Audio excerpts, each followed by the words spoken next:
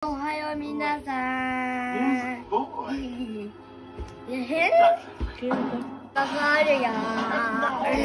May pasok siya ngayon.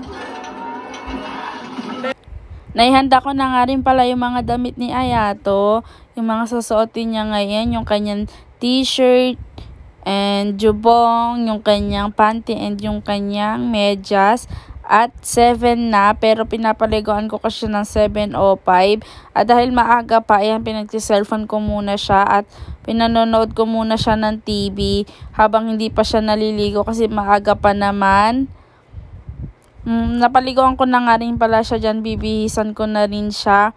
Ang una kong ginagawa bago siya bisan is nilolotionan ko muna siya para kasi yung balat niya hindi siya mag-dry. Kasi nagda-dry kasi yung balat niya. Napapansin ko na nagda-dry kapag hindi mo siya nilalagyan ng lotion. Tsaka mas gumaganda talaga yung kutis ng mga bata kapag nilolotionan nyo. Yung gamit ko nga pala dyang lotion is yung Vaseline na honey lemon yata yun. Oo, honey lemon. Maganda siya sa balat. Pwede din naman siya sa bata kasi yun talaga yung pinalolotion ko talaga sa kanya. Kahit nung dati pa, Vaseline talaga. Tapos yung ginagamit ko nga lang palang full voice, ayan, yung Johnson din. Parang sa atin natin sa Pilipinas, Johnson. Pero dito yung may dalawang uri kasi sila dito ng pulbo. Meron sila yung parang nasa ano lang siya. Parang nasa garapon. Tsaka yung talagang tulad sa atin na nasa pulbo, meron din dito. Pero yan muna yung pinagamit ko kasi paubos na rin naman. Inuubos ko na rin bago ko gamitin yung isa kasi may stock pa naman kami ng isa pang pulbo. Pero pinauubos ko lang yan para hindi na siya tapos sasalinan ko na lang siya kapag wala na. Minimedyasan ko na nga rin pala siya dyan. At uumpisan ko na siyang bihisan kasi nga malapit-lapit na rin naman kasi yung oras. Mga ilang minutes na lang ihahatid ko na siya dun sa kanilang meeting place, kung saan yung lugar kung saan sila lagi nag-aantayan, silang mga kagrupo. Maaga ko talaga siya ginigising, guys. Ginigising ko siya ng 6 ng umaga, tapos pinapakain ko na siya. By the way, sarili na siyang kumakain, hindi na siya kailangan subuan. Pero minsan kasi mabagal siya, sinusubuan ko kapag late siya nagigising. Pero pag maaga, sarili siya. Hinayaan ko siya kumain mag-isa kasi para masanay siya. Kahit matagal siya kumain, at least sanay siya. Kapag kumakain pala siya, guys, is siguro mag-iisang oras bago siya matapos kumain. Napakatagal talaga, kaya minsan naiinis ako sa kanya. Kasi lahat na nakaano na siya, kumakain pa rin. Napabagal talaga siya. Kaya minsan ako na yung sinusubuan ko na talaga siya kumain para mapabilis yung oras, hindi masayang.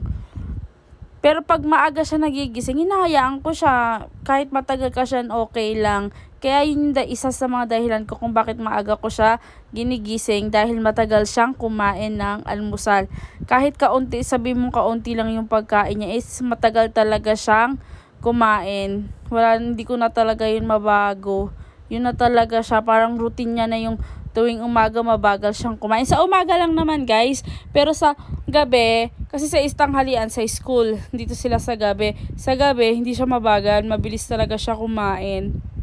7:35 na nga at 7:37 kasi kami umaalis. Dahil ayan, 35 na. Ayan na, piniprepare ko na siya. Sinusuklayan ko na siya ng buhok at pinasusuot ko na yung sombrero niya. Kung napapansin nyo, sipa siya ng sipa, guys. Kasi nahihilig siya ngayon sa kickboxing.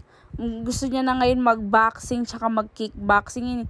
Gusto niya ngayon matuto kung paano. Kaya tinuturuan siya ng kuya niya kung paano mag-kickboxing. Yung kuya niya kasi is na may sumali sa parang club ng mga sa kickboxing. Sumali siya. Kailangan kasi yun yung pinakabukatsu niya dito, yung kickboxing. Kaya pati si Ayato na i-impluwensyahan. Kaya gusto niya laging mag-kickboxing tsaka mag-boxing. Gusto niya nga, nanonood siya. Minsan, kilala niya si Manny Pacquiao, guys. Nanonood siya nun. Minsan, sinasabi niya sa akin na gusto niyang manood ng boxing.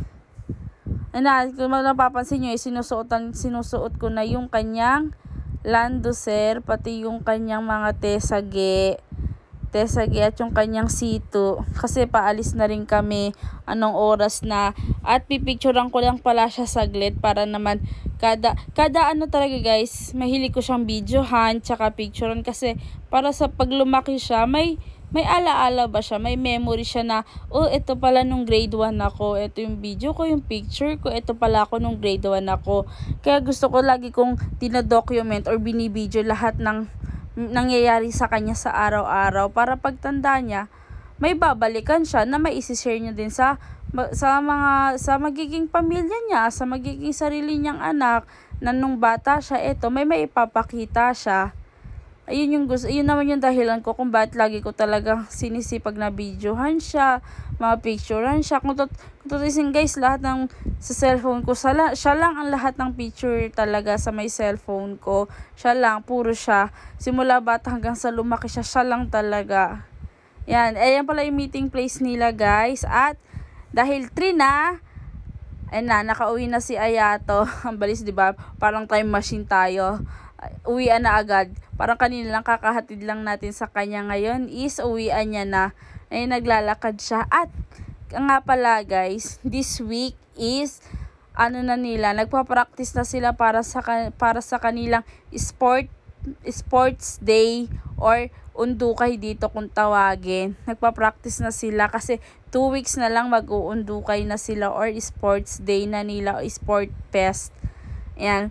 Yan nga pala, nakita niya yung kuya niya, nagkasalubong sila, kakauwi lang din ng kuya niya. At ito nga pala ang kanyang kuya. High school na yung kuya niya, 2nd year high school. At si Ayato naman is grade 1 student. So yun lang minasang, maraming salamat sa panonood. See you on the next vlog or video. Bye! God bless you all!